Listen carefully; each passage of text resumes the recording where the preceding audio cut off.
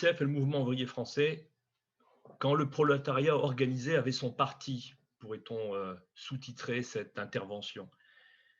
De notre point de vue, le parti né en 1920 comme parti communiste a été au cours du XXe siècle le meilleur parti révolutionnaire prolétarien que la France ait connu, loin devant les formations blanquistes, communardes ou socialistes qui l'avaient précédé, loin devant les formations variées de gauche qui occupent la scène politique depuis sa dégénérescence politique contemporaine. Le meilleur ne veut pas dire qu'il a été parfait, mais il importe de mesurer ce qu'il a signifié et ce qu'il a représenté pour notre classe sociale, pour le combat émancipateur des travailleurs. Il importe, ce faisant, de mesurer finalement ce qu'on a perdu et ce qu'il nous faut retrouver. Le parti né en 1920 s'inscrit dans une tradition, un héritage. Il est structurellement alors la continuité du Parti socialiste SFIO, né en 1905 de l'unification de diverses organisations socialistes marxistes.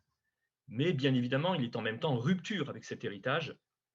Rupture d'abord dans le nom, bien sûr, puisqu'en s'affiliant, il va prendre le nom de Parti communiste, section française de l'Internationale communiste. Mais surtout, ça traduit la volonté de suivre un autre chemin, et ça traduit la volonté de rupture avec les pratiques du vieux parti, dont l'activité alors est organisée autour du jeu parlementaire, au détriment de la primauté à la lutte des masses pour la conquête directe du pouvoir. La volonté de rupture et de construction d'un parti dit de type nouveau va s'exprimer au Congrès de Tours par l'adoption des fameuses 21 conditions qui avaient été posées par l'Internationale communiste pour qu'un parti puisse rejoindre la nouvelle internationale. Je voudrais en citer deux de ces fameuses conditions. Tous les organes de la presse du parti doivent être rédigés par des communistes sûrs ayant prouvé leur dévouement à la cause du prolétariat. Il est inadmissible que les organes de presse mésusent de l'autonomie pour mener une politique non conforme à celle du parti. Donc ça, une condition sur la presse. Deuxième condition sur les élus. Les partis désireux d'appartenir à l'Internationale communiste ont pour devoir de réviser la composition de leurs fractions parlementaires, d'en écarter les éléments douteux, de les soumettre, non en parole mais en fait, au comité central du parti, d'exiger de tout député communiste la subordination de toute son activité aux intérêts véritables de la propagande révolutionnaire de l'agitation. En fait, donc, ces deux conditions qu'on peut citer signifient placer la presse et les députés sous le contrôle du parti. Mais en réalité, ça allait plus loin. Il s'agissait bien d'un renversement social fondamental qui visait à déplacer le centre de gravité du parti des espaces traditionnels qui étaient détenus par les élites intellectuelles vers le parti lui-même, vers la classe ouvrière, au fond, vers sa fraction d'avant-garde. En effet, cela va aller de pair avec la construction d'un parti autour de dirigeants d'origine ouvrière, rompant ainsi radicalement avec une SFIO qui était dominée traditionnellement par une élite intellectuelle de professions libérales, de journalistes ou d'avocats.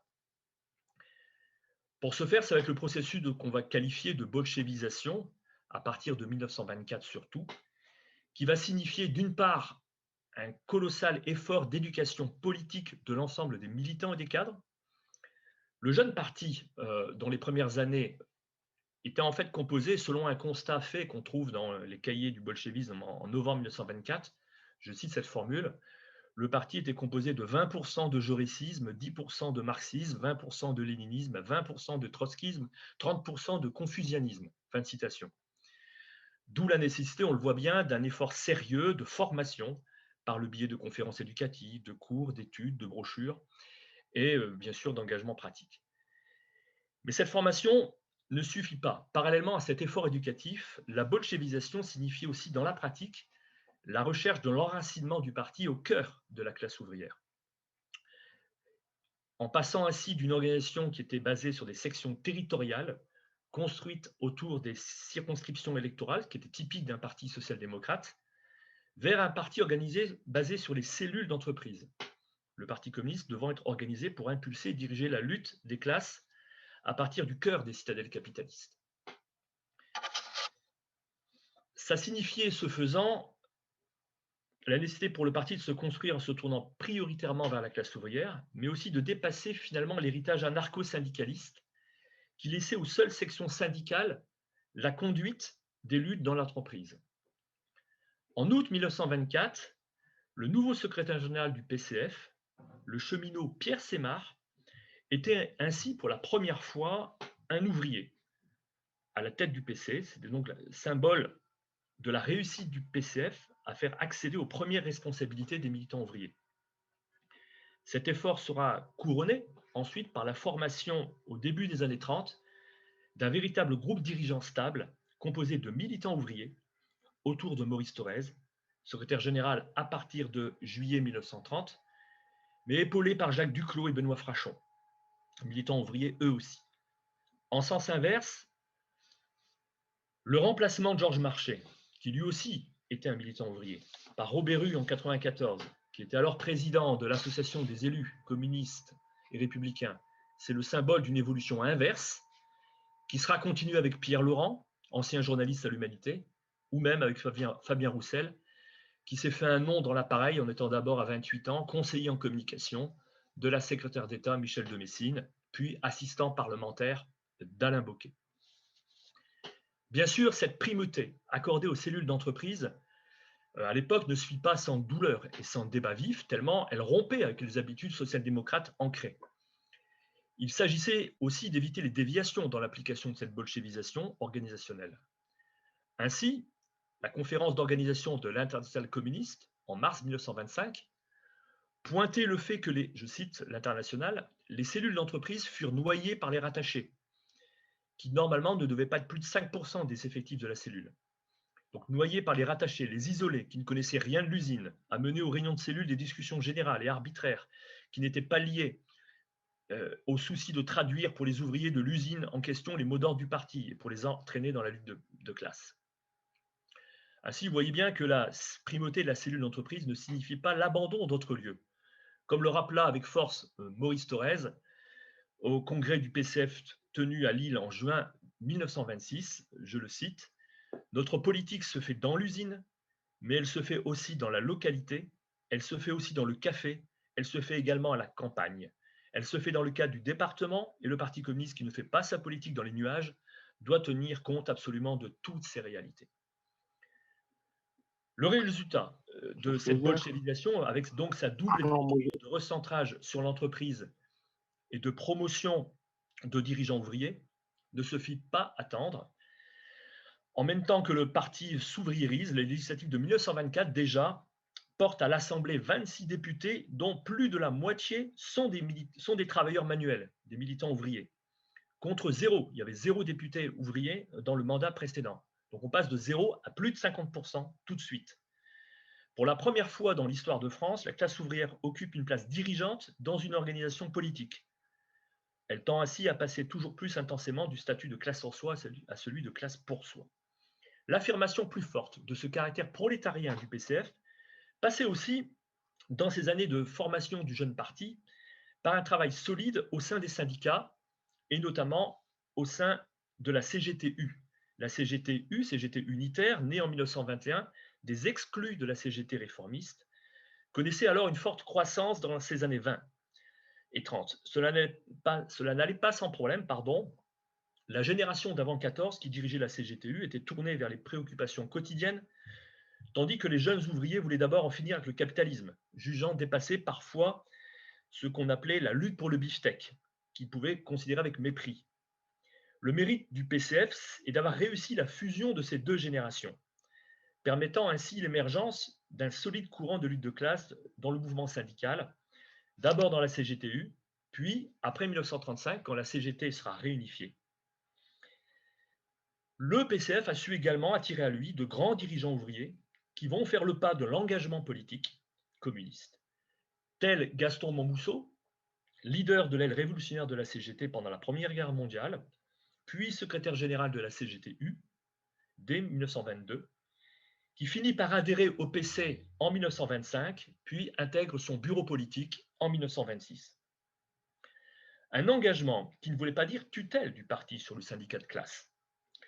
Comme le faisait remarquer Staline lors de la séance du comité exécutif de l'Internationale communiste consacrée à la question française en 1926, je cite, « Il faut diriger les syndicats par l'intermédiaire des communistes qui mène un travail constant dans les syndicats et non en dehors de ces communistes. Le parti ne peut se consolider s'il ne bénéficie de l'appui extrêmement sérieux que constituent les syndicats et leurs dirigeants. C'est donc par l'exemple du dévouement à l'organisation syndicale et au combat dans l'entreprise que le PCF gagne la fonction dirigeante du syndicat. Les militants communistes élus aux différentes instances syndicales le sont parce qu'ils sont reconnus par leurs collègues de travail pour leurs pratiques. Ils constituent une avant-garde de la classe, c'est-à-dire qu'ils sont à la fois en permanence ancrés dans la classe, évitant ainsi les aventures gauchistes sectaires, tout en disposant d'une vision stratégique de la lutte des classes, évitant ainsi l'illusion réformiste. Une telle capacité ne se décrète pas, elle se construit, elle se forge par la pratique et par la maîtrise de la théorie marxiste-léniniste. Lénine faisait remarquer en février 1922 que la transformation, je le cite, d'un parti européen de type ancien, parlementaire, réformiste dans les faits et à peine teinté de couleurs révolutionnaires, en parti de type nouveau, était une chose extrêmement ardue. Parvenir à ce que le parti devienne l'avant-garde du prolétariat révolutionnaire, sans s'éloigner des masses, mais en s'en rapprochant toujours davantage, en les élevant vers la conscience révolutionnaire et la lutte révolutionnaire, voilà la tâche la plus difficile, mais aussi la plus importante. Et au fond, c'est ce qu'a réussi à faire le PCF. Après ces années de formation, il va réussir à faire cette liaison, à tel point qu'il va, dans les batailles des années 30, 40, 50, 60, voire encore 70, devenir finalement la force motrice de la classe ouvrière et d'autres catégories sociales intermédiaires, notamment dans le monde de l'éducation et de la culture. Le PCF a su se rapprocher davantage des masses en devenant finalement leur porte-parole, en exerçant une fonction tribunicienne incontestable. Avec habileté et détermination, il va devenir un grand parti de masse en s'engageant dans la tactique du Front populaire antifasciste, dirigeant de fait par l'intermédiaire de la CGT le puissant mouvement gréviste de mai-juin 1936, qui permit d'obtenir la semaine des 40 heures, les congés payés, 15 jours, l'augmentation des salaires de 7% à 15% pour les plus bas, la mise en place de délégués du personnel, l'extension des conventions collectives à tous les salariés et la reconnaissance de la liberté syndicale. Voilà les acquis de 1936. Il faut rappeler ensuite le rôle décisif, essentiel du PCF, héroïque même dans la résistance antifasciste en 40-45. Le parti des fusillés, comme on l'appelait à la Libération, a été bien l'âme de la résistance intérieure, non seulement de la résistance des maquisards, mais aussi de la résistance organisée de la classe ouvrière. Partir des préoccupations des masses pour élever leur niveau de conscience était l'objectif du PCF sous l'occupation. Dès 39-40, le parti consacre l'essentiel de son effort à appeler à la lutte contre la vie chère, rejoignant ainsi les préoccupations immédiates de la classe ouvrière, et cela se traduit par des occupations de mairie, par les ménagères, par des manifestations, des délégations, puis des grèves, comme bien sûr la grande grève des mineurs du Nord-Pas-de-Calais en mai-juin 41, qui mettra en mouvement 100 000 travailleurs pendant 15 jours. En entrant dans la lutte contre le patronat, qui soutient l'ordre nouveau, la classe ouvrière se rend compte de la véritable nature du régime de Vichy et de ses liens étroits avec l'occupant. Les nazis et la police française collaborent en effet dans la répression contre les grévistes, les syndicalistes et les communistes. Le PCF ancra ainsi dans la conscience des masses ouvrières le lien entre la lutte des classes et la question nationale. Au sortir de la guerre, l'écrivain François Mauriac aura cette formule: seule la classe ouvrière, dans sa masse, aura été fidèle au drapeau de la patrie profanée. Mais cet engagement de la classe ouvrière, bien sûr, on le doit au Parti communiste. À la Libération, l'influence du PCF est énorme et elle se lie dans l'influence qu'il exerce sur le pays et sur les politiques qui sont mises en œuvre. Le PCF, avec notamment le rôle de Pierre Villon, a été un artisan essentiel dans l'écriture du programme du Conseil national de la résistance. Ce texte, adopté en mars 1944, prévoyait, outre des mesures immédiates liées à la libération du pays, des mesures de plus long terme, comme les nationalisations, la sécurité sociale, propositions qui seront adoptées en 1944-1946. De grands dirigeants, appuyés par une classe ouvrière mobilisée, dans un contexte international certes favorable, furent au premier plan pour imposer ces mesures au gouvernement. On peut citer évidemment Maurice Thorez, qui fut ministre de la fonction publique. On lui doit le premier statut de la fonction publique. On peut citer évidemment Ambroise Croizat, le monsieur sécurité sociale. Il faut rappeler C'est vraiment un dirigeant et un militant ouvrier, ouvrier métallo, qui fut secrétaire général de la Fédération de la métallurgie CGTU dès 28, puis secrétaire général de la puissante Fédération des métallos CGT réunifiée en 36. C'est cet homme-là, avec une grande capacité de travail, qui va mettre en place euh, tout le système de la sécurité sociale, les caisses d'allocation familiale également. Il va contribuer également à l'amélioration du droit du travail avec la création des comités d'entreprise, l'organisation et la généralisation de la médecine du travail, la réglementation des heures supplémentaires qu'il fait augmenter de 50%. Il supprime aussi l'abattement de 10% sur les salaires féminins, met en place le statut des mineurs, lequel permet notamment à ces derniers, actifs comme retraités, d'être logés gratuitement. Marcel Paul, enfin, pour citer un troisième nom, ministre de la production industrielle de novembre 45 à décembre 48, lui aussi ouvrier électricien. Il a été secrétaire général de la Fédération CGT de l'éclairage avant-guerre, fonction qu'il reprendra d'ailleurs en 47 après son éviction du gouvernement. Il va proposer en tant que ministre la nationalisation de l'électricité et du gaz et organise la création d'EDF-GDF, votée en 46. Il va faire de l'entreprise publique un modèle social en organisant le statut des électriciens et gaziers. On pourra citer à son actif la nationalisation des compagnies des mines et l'institution aussi des houillères du Nord-Pas-de-Calais. Pour comprendre l'importance des conquêtes sociales de la libération, il suffit finalement de relire Denis Kessler.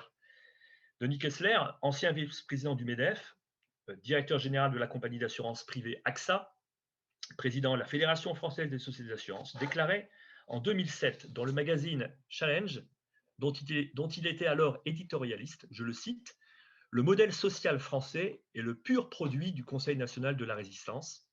Il est grand temps de le réformer. La liste des réformes, c'est simple. Prenez tout ce qui a été mis en place entre 44 et 52, sans exception.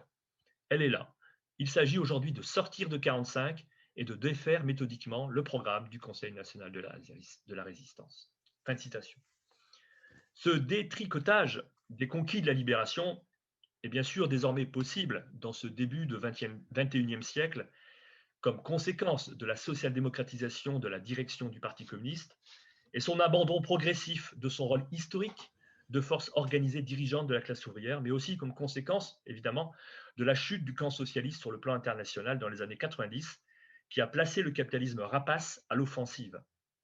Il est loin, en effet, le temps de la splendeur du PCF, et la nostalgie encore tenace aujourd'hui d'événements grandioses tels que mai 68, le plus formidable mouvement de grève ouvrière du siècle, avec 10 millions de grévistes pendant 3 semaines, cache souvent dans la mémoire populaire, qui a été retravaillée par les médias dominants, cache souvent donc le rôle décisif de la CGT et in fine du Parti communiste. Un rôle qui explique, à contrario, la difficulté d'une réédition contemporaine d'un tel mai 68. S'il y a en effet eu un mai 68 étudiant, il y a eu surtout un mai 68 ouvrier, qu'il faut rappeler, dans lequel la CGT à direction communiste a joué le premier rôle. De l'appel à la grève générale le 11 mai aux accords de Grenelle le 27 mai, qui aboutissent pour l'essentiel à une augmentation de 35% du SMIC et de 10% en moyenne des autres salaires, et à la reconnaissance de la section syndicale d'entreprise.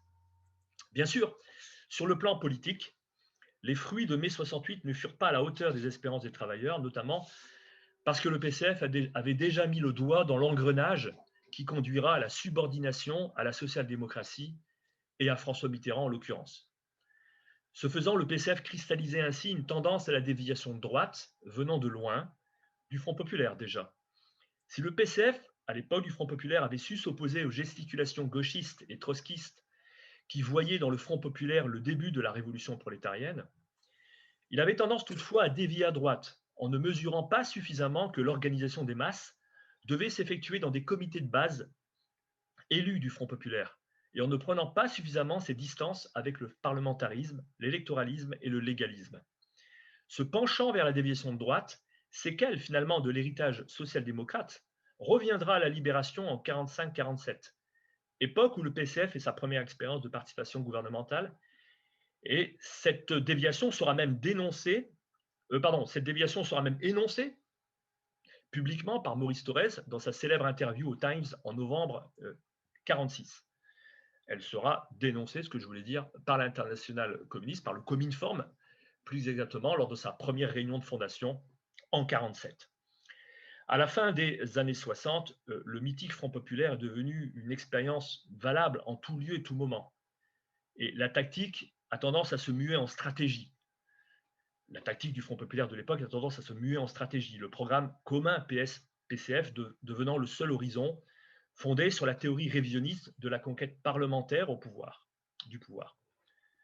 Pourtant, après l'avoir combattu, l'adaptation progressive du PCF au présidentialisme gaulliste de la Ve République favorisa le façonnement de la scène politique en bipartisme droite-gauche dans lequel est emprisonné le PCF, encore aujourd'hui.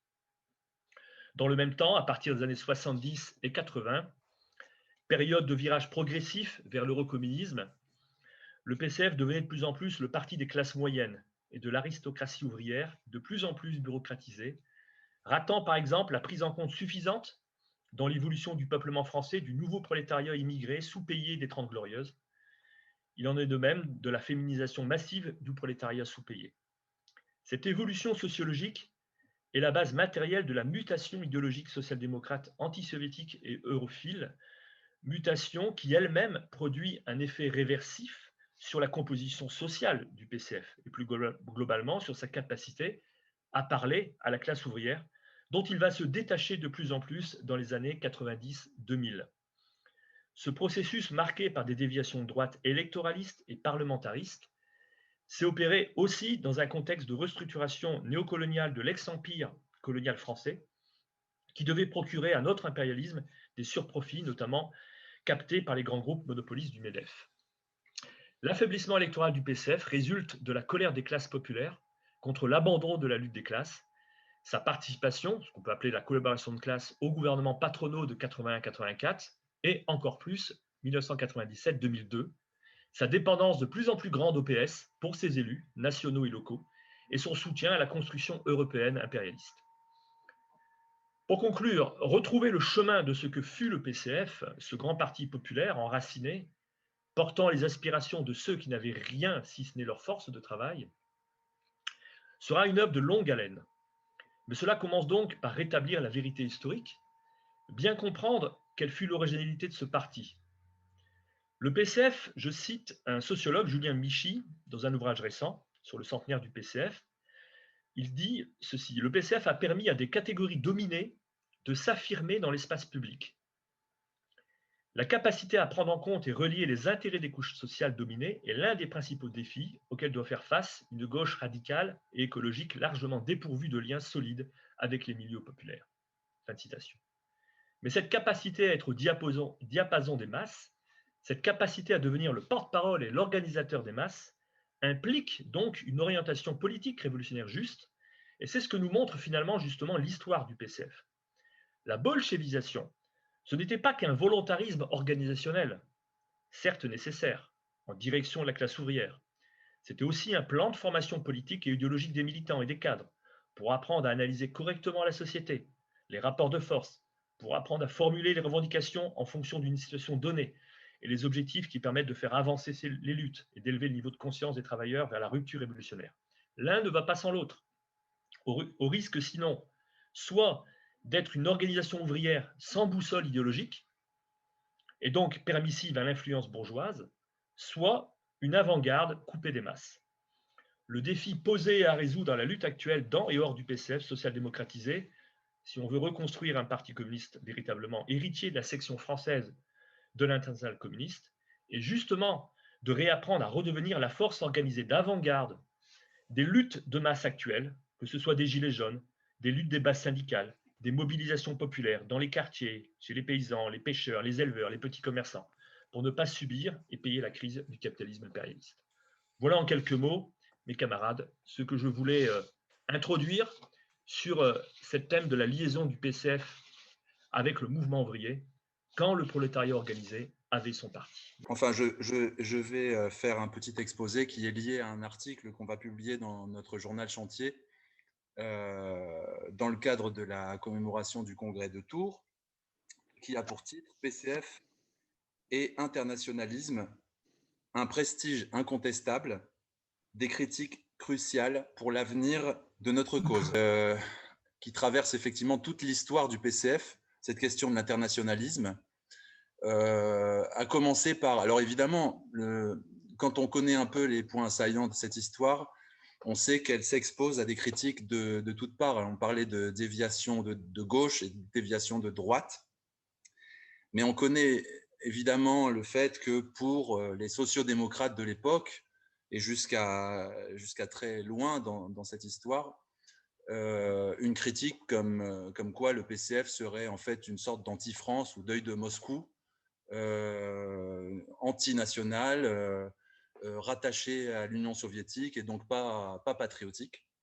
Donc ça, c'est une critique droitière qui vient des sociodémocrates français, assez classique.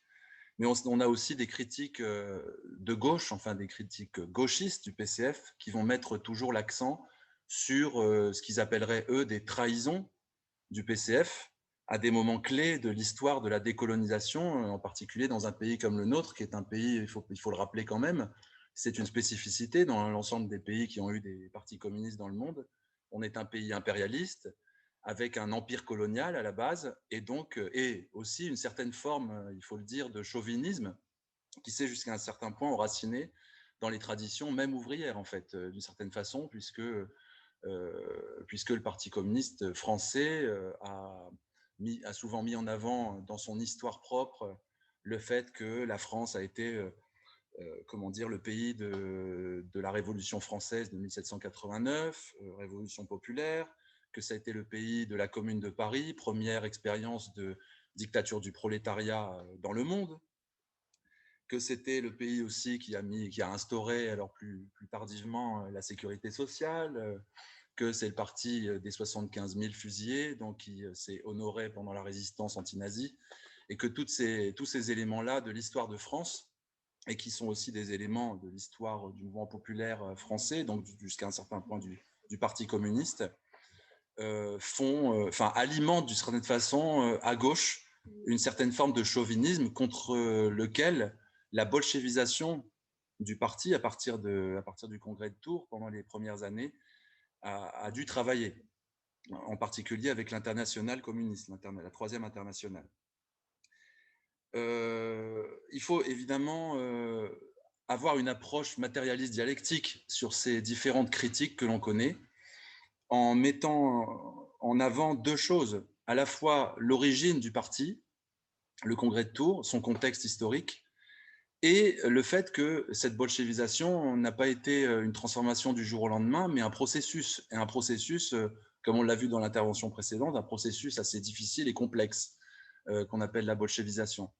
Le premier élément, le congrès de Tours en soi, est une rupture avec le mouvement, avec une partie du mouvement ouvrier organisé politiquement, qui était un parti social-démocrate à l'époque, et qui a effectivement trahi la classe ouvrière en 1914 en faisant l'union sacrée avec la bourgeoisie. Et il a fallu acter que les seuls à avoir eu raison parmi les marxistes en Europe et qui ont réalisé, eux, en 1917, la révolution socialiste, étaient bien les Russes, et donc un parti de type léniniste à l'époque, derrière lequel souhaitait se ranger une partie donc, du mouvement organisé prolétaire français, qui s'est constitué comme parti communiste, section française de l'internationale communiste. C'est donc sur une question internationale que, d'une certaine façon, le PCF s'est construit. C'est-à-dire qu'il a fait acte de solidarité avec les révolutionnaires russes contre une grande partie du mouvement marxiste, des partis marxistes français qui, eux, avaient fait un choix tout à fait contraire en étant, enfin pour la France, dans le camp de la bourgeoisie française contre les Allemands, par exemple. Donc ça, c'est une chose. L'autre chose est que, venant d'un parti social-démocrate, le travail de bolchevisation, donc en réalité de transformation du parti en un parti véritablement léniniste et pas seulement marxiste, a été assez rude, en particulier avec les particularités que j'ai citées, le fait que c'est un pays avec des colonies, un pays impérialiste déjà dans les années 20. Et il a fallu donc intégrer dans les questions de lutte de classe strictement française les questions de libération nationale, les questions de lutte contre le colonialisme français, et de solidarité internationale, y compris même avec des pays qui n'avaient rien à voir avec l'empire colonial français d'ailleurs, hein, ne serait-ce que la solidarité avec les camarades russes à l'époque.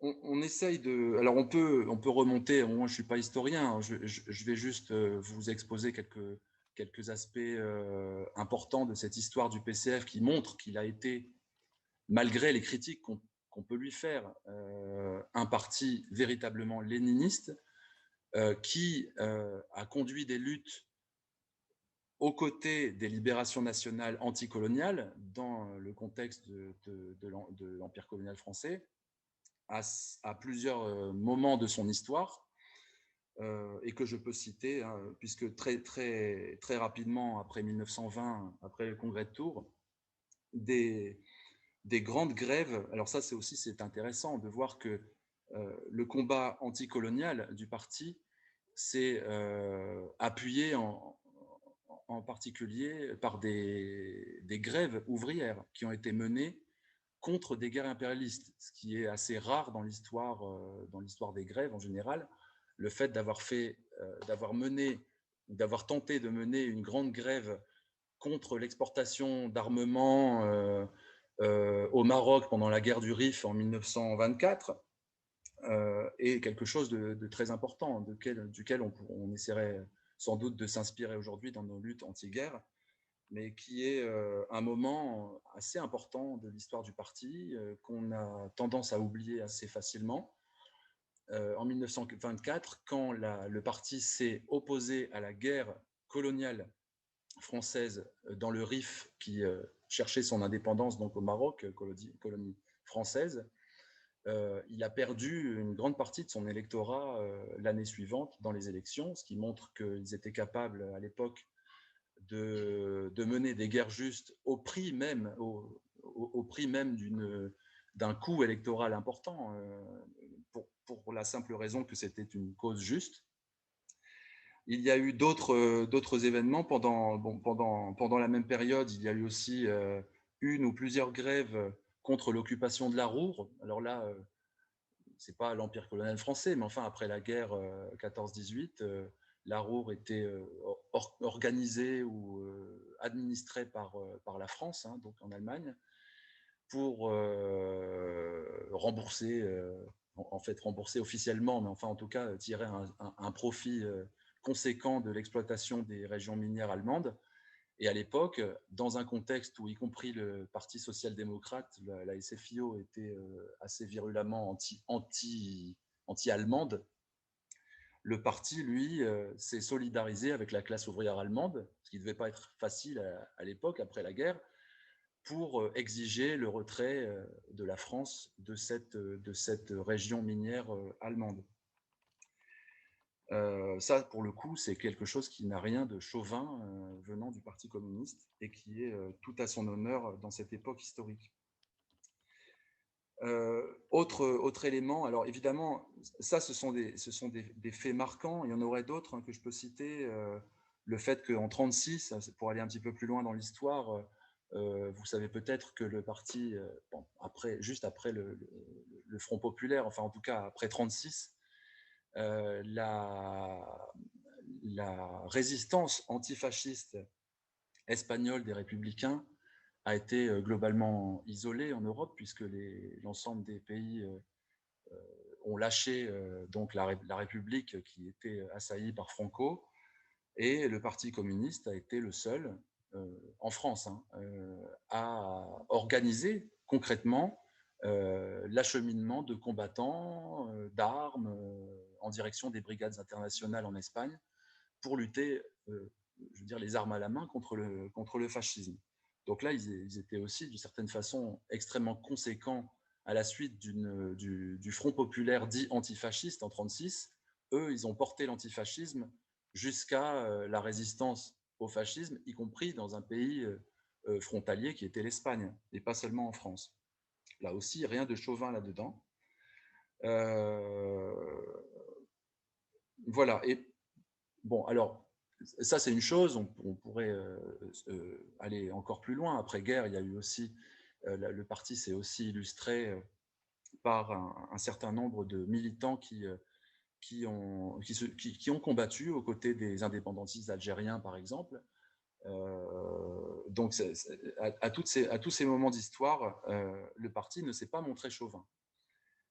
Au moment du congrès de Tours, ça n'a pas été non plus sans poser un certain nombre de problèmes. Comme on disait que la bolchevisation est un processus compliqué en France, le fait que le parti devienne léniniste s'est fait sous, comment dire, avec l'aide de l'internationale communiste, de la Troisième Internationale, aide sans laquelle ça aurait été encore sans doute beaucoup plus difficile. On peut retrouver un certain nombre, on retrouverait ça dans l'article de notre journal Chantier, des citations de l'internationale communiste qui expliquent assez précisément en quoi justement le Parti communiste français exprime une certaine lenteur dans sa bolchevisation et que ce n'est pas indifférent à certains aspects chauvins de son histoire ou de ses racines. Pendant le congrès de Tours, il y avait un certain nombre de militants qui étaient ce qu'on va dire des travailleurs immigrés, que vous connaissez sans doute, qui sont devenus très connus par la suite. On peut citer par exemple Ho Chi Minh, qui était à l'époque, donc qui est vietnamien, mais qui à cette époque-là précisément était un simple travailleur immigré en France et qui s'est tout de suite impliqué dans les luttes de classe ici en France et qui donc a assisté, puisque lui était très intéressé par la lutte anticoloniale qui faisait partie intégrante de la lutte de classe à l'échelle mondiale dans les partis léninistes et qui était effectivement intéressé à ce qu'en France aussi il y ait un parti léniniste de ce type favorable aux luttes d'indépendance nationale, évidemment, y compris au Vietnam, enfin en Indochine à l'époque. Il a travaillé d'ailleurs à l'instigation du parti comme dirigeant à l'organisation de l'immigration, des immigrations qui existaient déjà en France et qui étaient impliquées à la fois dans les luttes de classe françaises, mais aussi dans l'organisation dans la métropole de la solidarité avec les luttes d'indépendance nationale dans leur pays, dans les colonies. On trouve aussi d'autres. Alors, je ne vais pas donner de détails là-dessus, mais on trouvera aussi, au moment du congrès de Tours, d'autres dirigeants algériens notamment, qui ont participé à la création de l'étoile nord-africaine et à des organisations d'indépendance nationale en Algérie en particulier, au Maghreb plus généralement, contre le colonialisme français. Donc, l'origine du combat anticolonial du PCF remonte au congrès de Tours lui-même, en fait, et s'est développé par la suite jusque dans les années 50, 60, 70 même.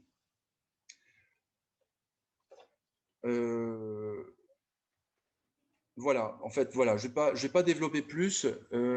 Pour conclure, si vous voulez, en fait, l'essentiel de ce que je voulais dire, c'est que le Parti communiste, qui est souvent accusé d'être trop chauvin ou de ne pas s'être assez impliqué dans les luttes d'indépendance nationale, a été en réalité le seul parti à avoir produit beaucoup de dirigeants anticolonialistes, en France comme dans les colonies d'ailleurs, avec un certain travail qui a été mené jusqu'à un certain point. Évidemment, on peut faire des critiques sur le fait que ce travail n'ait pas pu aboutir jusqu'au bout et que finalement, il y a eu notamment en Algérie des faiblesses politiques du parti après-guerre qui se sont développées en fait progressivement, mais qui n'ont pas empêché de voir des dirigeants comme Fernand Yveton ou même Henri Alleg ou des cinéastes comme René Vauthier. Enfin, il y a plein de personnalités qui ont été des émanations du parti et qui se sont illustrées dans un combat anticolonial dont aucun autre parti n'a pu faire la preuve en France, en tout cas à gauche. Voilà. Merci Guillaume. Donc... Alors, pour bien saisir et réussir à comprendre l'évolution des positions du PCF sur la question de l'immigration, comme pour les autres questions, il faut le relier à la rupture qu'a constituée la révolution bolchevique et avec son débouché qui est la création du PCF. La révolution bolchevique est une rupture radicale avec le réformisme dominant dans le mouvement ouvrier européen. Et un des points de rupture est justement la question de l'immigration. Pendant toute la décennie 20, l'internationale communiste insiste énormément pour que se clarifient les positions sur les questions de l'immigration. Alors pourquoi cela? Eh bien parce que le mouvement ouvrier français était marqué par des tentations chauvines, par des dimensions chauvines au moment de la Seconde Internationale. Et Marx et Engels, déjà, avaient été amenés à intervenir à plusieurs reprises pour souligner ces dimensions-là et appeler à une position de classe sur ces dimensions-là. Alors, je rappelle rapidement ce que Marx et Engels ont formalisé comme analyse sur l'immigration, parce qu'elle est encore d'actualité aujourd'hui. Trois idées. La première idée, c'est que l'immigration est toujours le résultat du fonctionnement du système capitaliste mondial qui détruit les modes de production précapitalistes et qui a besoin pour son fonctionnement d'une main-d'œuvre qui s'ajuste au mouvement du capital. Autrement dit, tant qu'il y aura le capitalisme, toute idée de régulation de l'immigration est une utopie, un mythe, quelque chose d'irréalisable. Tant que pour qu'il y ait maîtrise de la question migratoire, eh bien, il faut un pouvoir prolétarien, parce que le capitalisme en lui-même nécessite l'immigration. D'où à chaque fois l'opposition de Marx et Engels, à chaque fois qu'il a été question de limiter l'immigration, de mettre des quotas, etc. Déjà à cette époque-là, le débat était posé, et on a toute une série de positions de Marx et Engels là-dessus. Seconde idée, eh bien, c'est que l'immigration est utilisée pour diviser la classe ouvrière en mettant en concurrence des fractions de la classe ouvrière. Et donc que le travail des marxistes était justement de défendre l'égalité des droits pour unifier la classe ouvrière. Et enfin, troisième position, que l'intérêt de la classe ouvrière était de montrer la source des maux qui étaient touchés par la classe ouvrière, c'est-à-dire le capitalisme et non pas le travailleur immigré. Alors, Lénine va reprendre cela à l'époque de l'impérialisme, qui va accentuer encore plus ces dimensions-là. Bien avant la révolution bolchevique, on a cette question-là qui est posée, la question de la liberté d'immigrer. Voilà, je voudrais citer juste une citation de Lénine qui réagit aux travaux du congrès de Stuttgart de l'Internationale en 1907. Voilà ce qu'il nous dit. La commission sur l'immigration et l'émigration du congrès de Stuttgart vit, elle aussi, apparaître de manière très nette des dissensions entre opportunistes et révolutionnaires. Les premiers s'étant mis dans la tête l'idée de restreindre le droit des ouvriers des pays arriérés d'émigrer. L'esprit de corporation bornée, l'exclusive trade unioniste, l'emportait chez de tels gens sur leur compréhension des tâches du socialisme, travail d'éducation et d'organisation des couches du prolétariat qui ne prennent pas encore part au mouvement ouvrier. Mais le Congrès repoussa toutes les invites à suivre cette voie. Même en commission, les partisans d'une telle limitation de la liberté d'immigrer restèrent totalement isolés et la résolution du Congrès réaffirme le principe de la solidarité dans la lutte des classes des ouvriers de tous les pays. Et il faut lire cette résolution du Congrès de Stuttgart et les débats parce qu'on a toute une série de mots d'ordre et de revendications qui restent d'une grande actualité.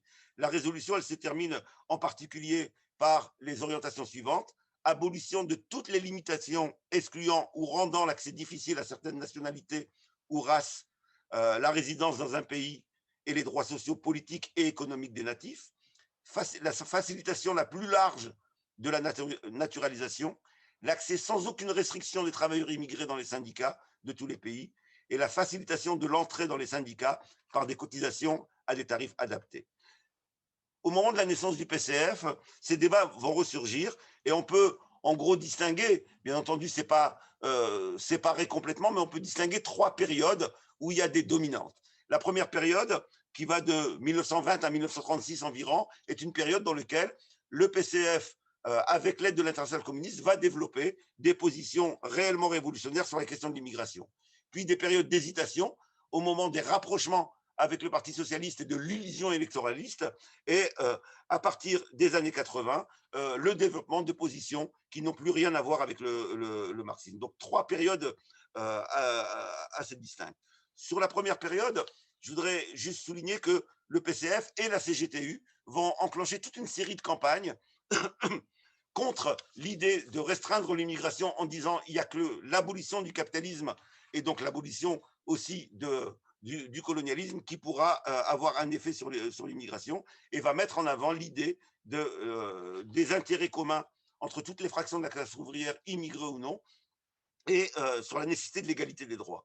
Le même PCF va suivre les orientations de l'internationale communiste sur l'idée d'un travail spécifique dans l'immigration, justement pour le rattacher à la lutte commune. C'est l'époque où le PCF organise en son sein et au sein de la CGTU ce qu'on a appelé la main-d'œuvre immigrée. Autrement dit, les militants qui le souhaitaient pour des raisons de langue ou pour des raisons qui leur appartenaient, d'avoir une organisation qui était spécifique pouvaient l'avoir, tout en devant respecter l'ensemble des règles de tout parti et en participant aux réunions de cellules avec leurs autres camarades.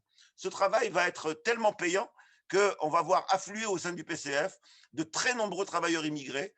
Alors, Guillaume l'a souligné, qui vont devenir ensuite des leaders des indépendances nationales, mais qui vont aussi être des acteurs importants des luttes sociales en France. C'est l'époque où le PCF n'hésite pas à présenter comme candidat Hadj Ali Abdelkader, qui est donc un militant communiste. Il lui présente à la région de Paris. Quand on voit les débats qu'on a eus sur la présentation d'une fille voilée et sur ce que ça peut entraîner comme débat, là, il fait toute sa campagne en ayant un turban et il a failli être élu. C'est là qu'on voit que c'est la clarté des positions du PCF qui va jouer. Il a failli être élu à quelques dizaines de voix. Mais on le voit aussi, cet impact du PCF dans l'immigration, on le voit aussi au moment des affrontements avec les ligues fascistes. La semaine dernière a été publié un ouvrage d'un des rares anarchistes de la période algérienne, un des rares anarchistes algériens de la période, Mohamed Saïl, et dans les textes qui sont ressortis, il y a un texte, plusieurs textes des années 30 dans lequel il montre sa déception et son effarement sur les milliers d'Algériens qui répondent à l'appel du PCF pour aller tabasser du fasciste, pour s'opposer physiquement aux fascistes. C'est dire que ce travail de conscience de classe qu'avait le PCF a attiré vers lui une grande partie de l'immigration de l'époque. Et donc jusqu'aux années 36, on va voir cette dimension-là. D'ailleurs, à l'issue des affrontements avec les ligues fascistes, le PCF va être à l'initiative de la création et du soutien à ce qu'on a appelé le comité de liaison des travailleurs étrangers, qui est donc une organisation des travailleurs immigrés étrangers et qui va élaborer un projet de loi portant statut pour l'immigration. Ce projet de loi, moi j'ai mis longtemps à le découvrir, comme qu'on a un long travail de redécouverte historique. Ce projet de loi, il est encore aujourd'hui, en 2020, d'une actualité brûlante. Je voudrais juste rappeler quelques dimensions de ce projet de loi qui aborde la question du droit au travail sans restriction, qui aborde la question de l'interdiction de toute expulsion qui ne serait pas judiciaire et qui ne l'autoriserait que pour des infractions graves, l'interdiction des expulsions pour motif politique ou syndical, la carte de 5 ans renouvelable indéfiniment, automatiquement, la naturalisation automatique, les droits sociaux égaux avec les travailleurs français. Et quant à la naturalisation, c'est un droit après 3 ans de présence. On est loin des positions actuelles du PCF. À partir du Front populaire, on va avoir, à chaque moment où il y a rapprochement avec la social-démocratie, on va avoir des compromis qui vont amener le PCF à mettre de côté justement tout ce qui le distinguait en termes de cohérence dans la défense des droits des immigrés. En particulier, on va avoir à ce moment-là l'abandon de ce projet de loi. Alors qu'il vient juste d'être ressorti, alors qu'il dans la période précédente, il était mis en avant comme étant un combat, il va être complètement enterré et le PCF ne va pas mener de bataille électorale là-dessus. En réalité, on se doute que c'est une des conditions qu'a mis le Parti socialiste pour accepter un minimum d'accord avec le PCF. On va retrouver les mêmes ambiguïtés en 1945, où le PCF va d'abord sortir de nouveau ce projet de loi et va ensuite, dans les négociations avec De Gaulle, le mettre de côté. Et le mettre de côté, on n'en entendra plus parler jusqu'à aujourd'hui. Et donc, on a une seconde période qui va marquer toute cette seconde cette ambiguïté où d'un côté on défend les travailleurs immigrés, mais d'un autre côté on n'est plus à l'offensive sur la question de l'égalité des droits. Et puis, troisième période qui va se développer à partir de la décennie 70, c'est-à-dire à partir du moment où on a cette fameuse crise de 1973, le fameux choc pétrolier, où là, on va avoir le retour à l'idée qu'il faut réguler l'immigration, réfréner l'immigration, interdire l'immigration, arrêter l'immigration. Et on a toute une série de déclarations de cette période-là qui vont être des déclarations dans lesquelles on a l'impression que le PCF a des positions qui ressemblent à celles du Parti socialiste et plus largement de l'ensemble de la classe politique. Sans en citer de très nombreuses, je voudrais en citer quelques-unes. Il faut stopper l'immigration officielle et clandestine. Il est inadmissible de laisser entrer de nouveaux travailleurs immigrés en France, alors que notre pays compte déjà près de 2 millions de chômeurs français et immigrés. Déclaration du 27 mars 1980. Si on compare cette déclaration à la manière dont Lénine réagissait au congrès de Stuttgart, à la manière dont le PCF réagissait dans les années 20 à l'idée de fermer les frontières, on voit bien qu'on a un gouffre entre les deux. Autre déclaration, en 81, en raison de la présence en France de près de 4,5 millions de travailleurs immigrés et des membres de leurs familles, la poursuite de l'immigration pose aujourd'hui de graves problèmes. Il faut stopper l'immigration officielle et clandestine. On a là l'abandon de toute position de classe. En réalité, le PCF est de nouveau dans cette idée qu'on peut réguler l'immigration, alors qu'une des bases de la théorie marxiste, c'était justement de montrer que c'est le capitalisme qui engendre l'immigration et que par conséquent, tant qu'il ne sera pas aboli, aucune régulation n'est possible. Jusqu'à aujourd'hui, cette position ne variera pas et on citera notre secrétaire général actuel, Fabien Roussel, qui, en septembre 2020, nous dit « Parlons-en de l'immigration. Je suis pour stopper cette immigration organisée par les traités libéraux de Bruxelles qui met les salariés, les ouvriers en concurrence entre eux. Parlons de ça, parlons chiffres. » Autrement dit, parce que le capital utilise l'immigration, on met en avant l'idée qu'il serait possible de fermer les frontières. C'est une erreur d'analyse qui est à l'inverse des positions marxistes telles que défendues par l'Internationale et défendues avant même cela par Marx. Autrement dit, on voit bien que sur les questions de l'immigration, le PCF a suivi le même processus historique que sur les autres questions. À chaque fois qu'il s'est centré sur l'intérêt de la classe ouvrière, il a été sur des positions d'égalité des droits avec l'immigration et non pas sur le mythe d'une fermeture des frontières. Et à chaque fois qu'il s'est rapproché du Parti socialiste, il a été sur l'illusion d'une régulation de l'immigration et d'une possible fermeture des frontières qui le conduisait inévitablement à abandonner le combat pour l'égalité des droits.